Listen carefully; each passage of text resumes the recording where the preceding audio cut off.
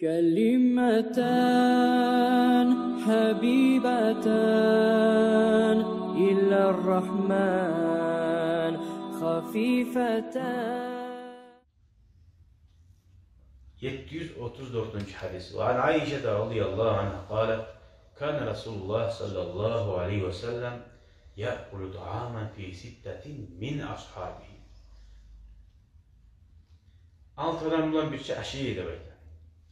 Faca'a Arabiyyun, bir Arap kişi gelip faakalahu bi lokmatayni, şu alt adam aşıyı açtı, homtu aşağı bir tiri koydu böyle.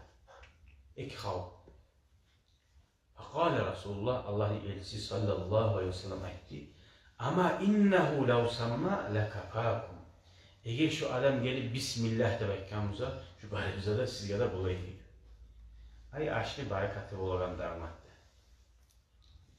Onu atmışsa da getirgenler, kurse salinsa da, nizat salinsa da Bismillah etsen, görürsen barakatı da bular.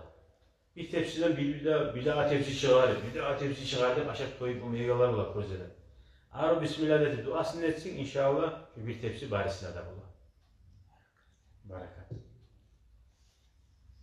Ay ama şimdi Bismillah es gelmese barakat tayar, es gelse barakat bular.